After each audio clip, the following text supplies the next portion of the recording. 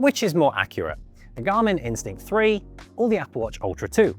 I went on a big old hike in the beautiful Wye Valley in the UK to test out fitness app AllTrail's new Peak subscription service. However, wanting to make the most of the opportunity, I also wore my Apple Watch Ultra 2, my Garmin Instinct 3, and the all-new, at the time of recording, Whoop MG, the medical-grade version of the Whoop 5.0. The Whoop won't be of too much use during this test as there's no GPS feature, and I'm wearing this as part of a long-term project reviewing the Whoop, but I'll include the results at the end for posterity and to compare all the heart rate graphs. The main wearable I wanted to test was the Garmin Instinct 3, Garmin's latest outdoor adventure watch. The Instinct series is super popular because it's cheaper than the high-end Phoenix series, while still offering fantastic GPS and navigational capabilities, albeit at the expense of some features like full-color maps, which you need more expensive watches to get. I often use Garmin watches like the Instinct 3 and Phoenix 8 and the Apple Watch Ultra 2 as litmus tests when checking the GPS and heart rate indicators of other wearables. I've done these sorts of tests before between them. Last year, I ran the London Marathon with the Apple Watch Ultra 2 and the Garmin Epix Pro, comparing their results against Strava and my official marathon chip time. You can see that video linked below. But this time, I'm taking Garmin's Instinct 3, comparing it with the readings from my Apple Watch Ultra 2 and AllTrail's pre-existing map of the route I walked. It was a 7.81 kilometer out and back walk, starting near the historic ruined Tintern Abbey to the top of the hill, the Devil's Pulpit, via some ancient Welsh woodland. As you can see in this recap feature from the AllTrails app, there's a steep ascent and descent to the walk with a flat section at the top of the climb. That 7.81 kilometers is the distance I walked, not the listed distance of the hike itself. You can see the Abbey from the top of the pulpit, said to be where the devil stood to tempt the Abbey's residents from afar. Scary stuff, and I'm glad I didn't do this walk on Halloween. Anyway, here's how I got on. The Garmin Instinct 3 is saying 1.27 kilometers with 140 heart rate. The Apple Watch Ultra, I'm wearing on the other wrist, the Ultra 2, that's saying 142 heart rate and 1.36. So there is a small difference in kilometers so far, but about the same sort of heart rate. So both are pretty much on the mark and consistent with earlier tests. We'll see how it is at the end. Of course, no hike in the UK would be complete without a spot of rain. The rain slacked off, just coming back down the way I've gone up in this tumble down little pathway. And so far, the difference in GPS seems to have evened out. There's only 0.4 of a difference between the Apple Watch Ultra and the Garmin Instinct 3, and about 0.7 of a difference between the Apple Watch Ultra, which is the highest one, and the AllTrails app.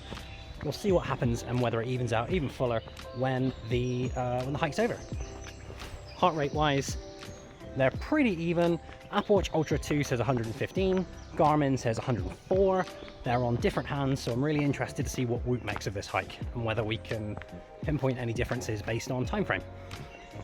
I'm going to stop filming now because I am afraid of falling over. I'll see you at the end of the hike. So we're towards the end of the hike, and there is about a 0.1 of a kilometer difference between AllTrails and the Apple Watch Ultra 2, and there is about another 0.1 of a difference again between the Apple Watch Ultra 2 and the Garmin Instinct 3.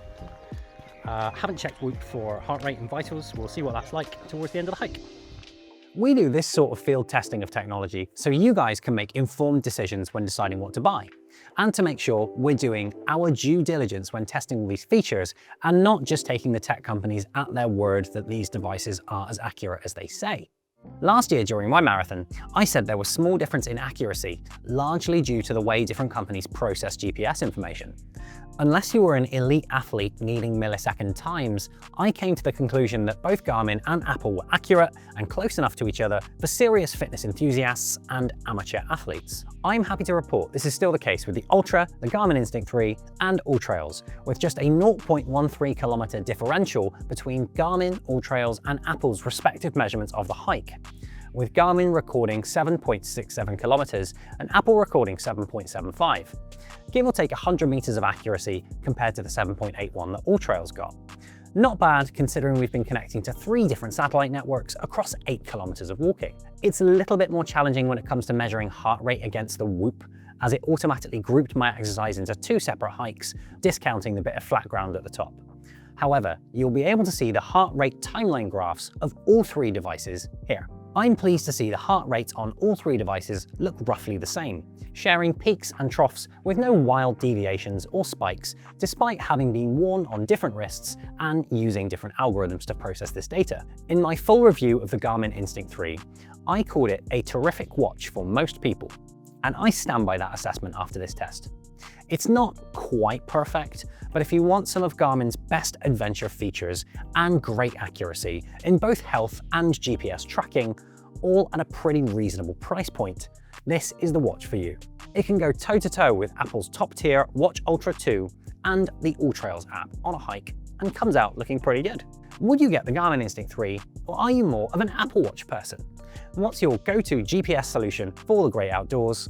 One of these watches, another one entirely, or an app like AllTrails or perhaps Komoot? Let us know in the comments below, and we'll catch you here next time or on TechRadar.com.